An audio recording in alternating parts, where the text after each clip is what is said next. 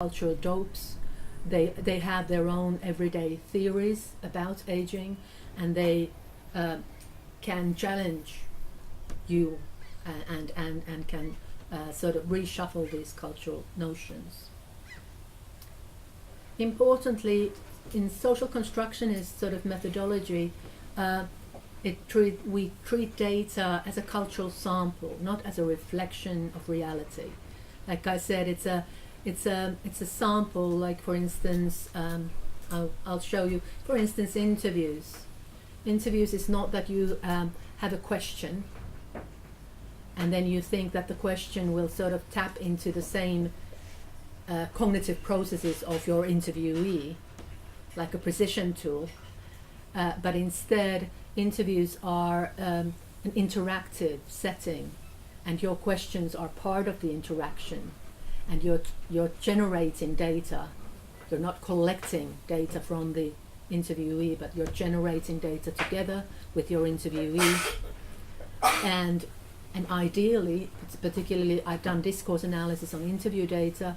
If you do that, you need to analyze your own questions, how that sets up the interaction, because that is part of the data. And it's interesting to see what happens to your interview questions when you do it from a constructionist sort of discursive perspective. So yeah, I've done research with baby boomers turning 50, but the similar kinds of issues come up with looking at institutional interaction. For instance, I've done research on videotaped materials of social and healthcare workers making decisions on elderly clients.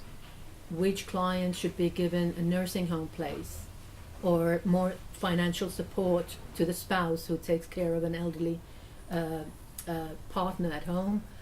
It's interesting to see these as sorts of cultural institutional spaces where professionals do specific things with words. They actually construct a case description. So next we have so-and-so, an elderly lady, and then they construct a case description. And what is interesting is what is produced as relevant, the minute, how that case description is put together, what is produced as relevant of this elderly lady, and how that case description is done in the way that it already projects a particular action as relevant for us as professionals, and those kinds of details. So how is decision making done through language? How the institutional business of decision making is actually achieved on the grassroots level. So you can see that I'm fascinated by this type of research myself. Local cultures and practices, another example for Gubrium, for instance. Early in the 80s, I think, he looked at Alzheimer's sufferers' partners, so a support group for Alzheimer's sufferers. And it was sort of a, sharing in a group. And their partners were all in sort of still at home, but they were, of course, deliberating when they cannot cope with the care burden at home anymore. And what Jay in the text came up with was that there was a local culture of jointly in the group, because he followed the group discussions over time.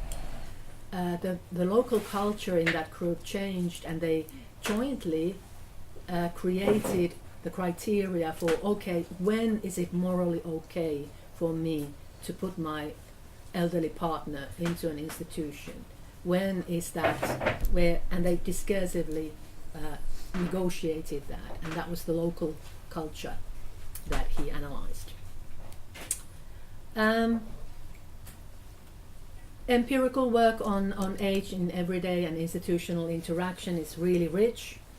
There are, analysis of discursive production of frailty, intergenerational discourse, identity functions of reminiscence, meaning making concerning health medication and whether or not to take the medicine, and medicine use in general, age stereotypes, ageism, institutional discourse, media discourse, discursive or textual production of gerontological knowledge, as I said.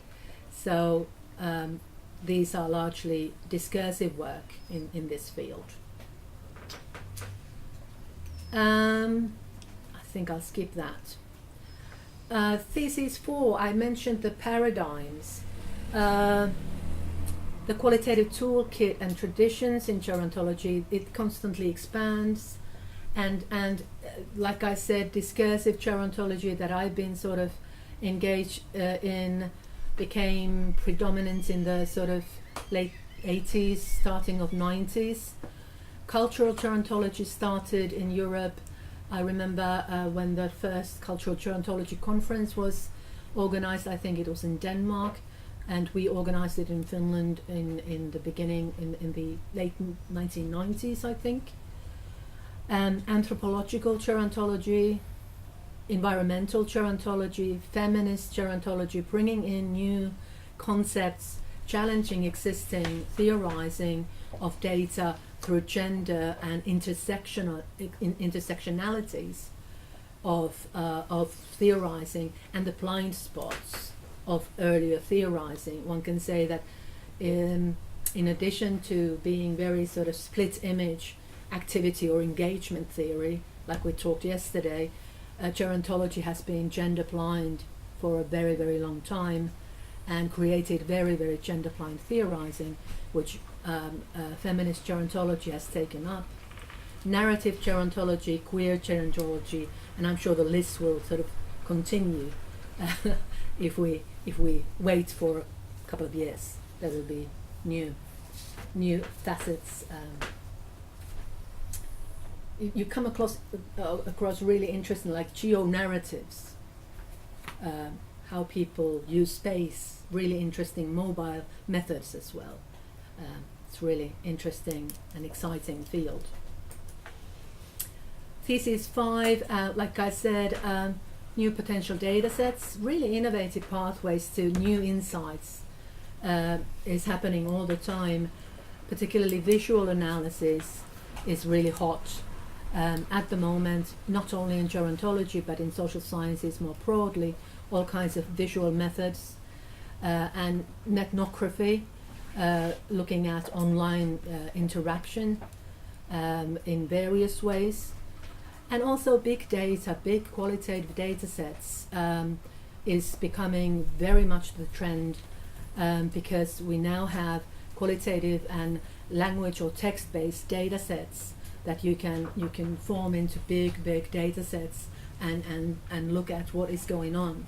For instance, for instance, we have Finland 24 discussion site opened up for analysis in Finland, and you could go to that data set and look at, I don't know what you would find, Katri is laughing, but it has been used to look at different kinds of debates and discussions and streams. Thesis 6, I've been discussing the sort of qualitative turn or narrative quest in gerontology.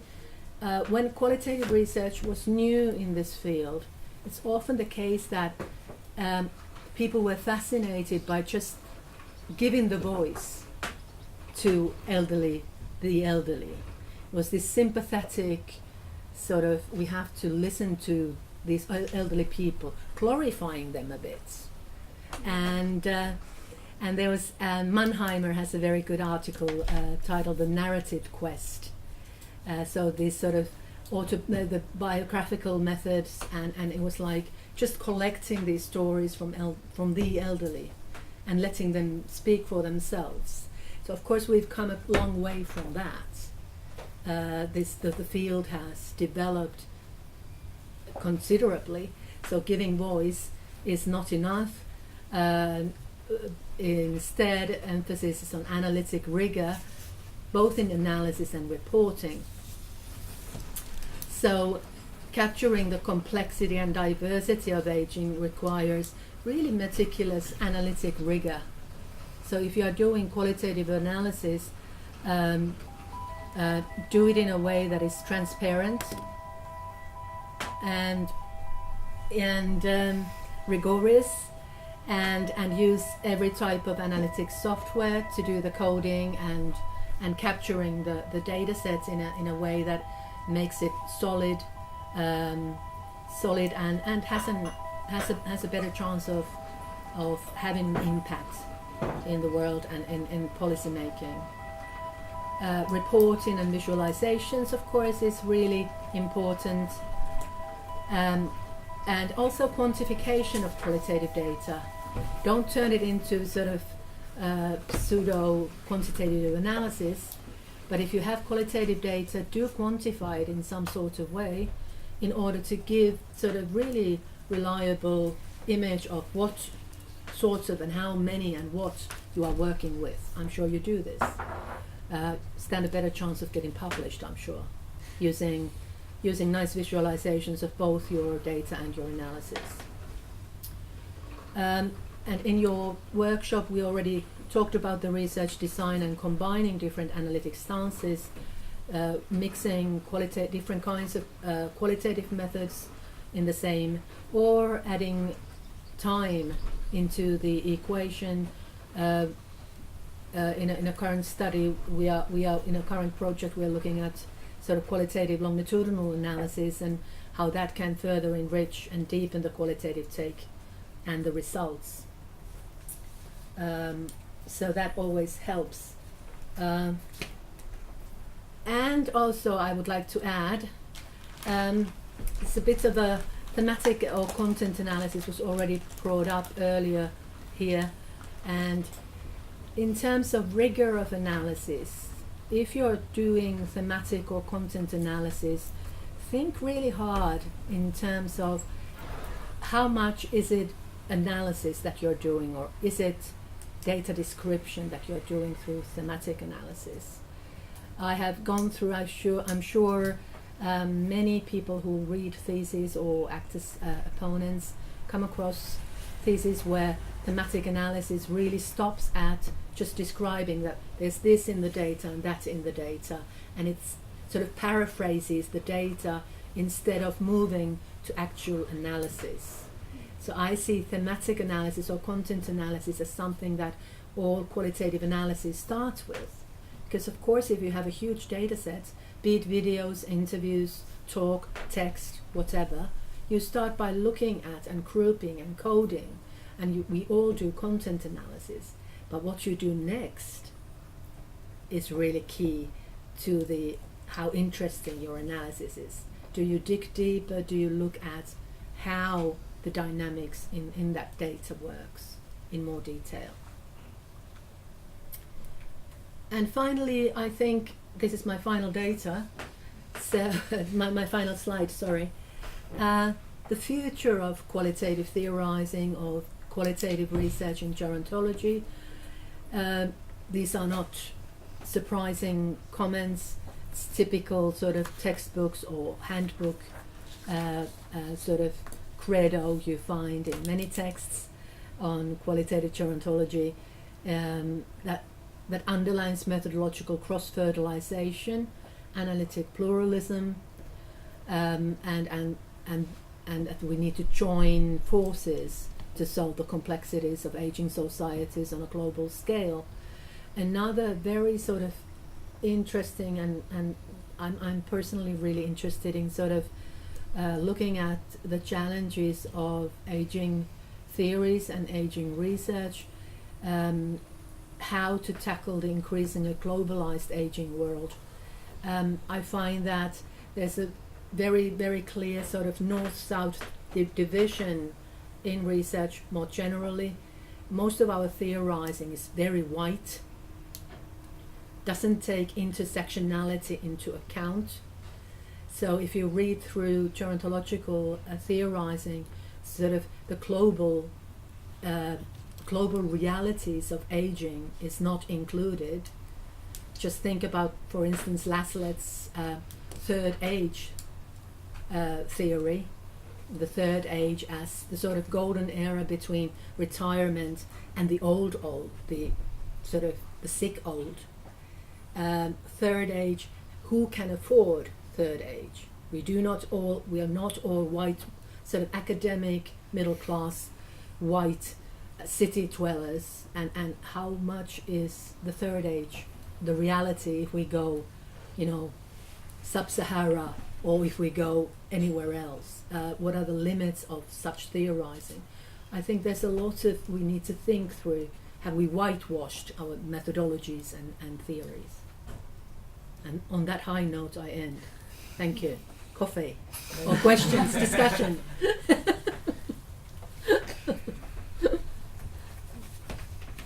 Any questions, or we can discuss over coffee as well? That's over your choice. In the first thesis, you mentioned the word agency while you were mentioning other factors. Yeah. What was the role of agency?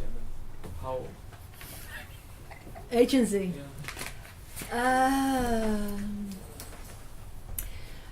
I could talk for 2 weeks about agency. It's a very slippery concept, and there are lots of theories of agency, and Katri can have this discussion, because Katri is looking at that's one of the key theoretical terms that Katri's thesis is going to be built on. But thesis that the agency, it really speaks to, what we talked about yesterday, the sort of social structures and people's everyday lives, or the micro and the macro. What qualitative tries to look at is how people shuffle and how they take into account certain structural limitations, because we cannot construct just any version of who we are or what we do or our choices or our lifespan. But how do people, they are agentic in their own lives, and how they theorize, what kinds of, how they give reasons to the choices that they've made, how do they see their own agency, and how social structure comes live on the micro level. Think about someone who's 50 and has been thrown out of the workforce. For instance, ageism, the workforce, that's what we are looking at in one of our projects where Katri's data comes from, for instance. We follow up these people that are thrown out of the workforce at 50 plus. And there's this paradox that according to policy, they should continue as long as possible, but in the workforce they're thrown out because they're expensive. Now they have a choice. So how do they deliberate their own choices? Do they reschool? What kinds of possibilities do they have? What is their career transitions going to be after that? So looking at that from a longitudinal perspective, you start to build a sort of analytic hologram, if you wish, because I think adding time to the research design is also interesting. So you can look at how the sort of institutional structures and logics, how they talk about the firm. So that's one way of answering agency, but like I said, it's a huge term. I have some methodology questions about it. When you look on the construction of certain realities or the construction of certain interactions, and if you only do interviews, what are you actually analyzing? That's a good question, because I've written on this. I have been sort of defending analyzing interviews, also from a discursive perspective, because I've done that myself, so I have to defend it. It is research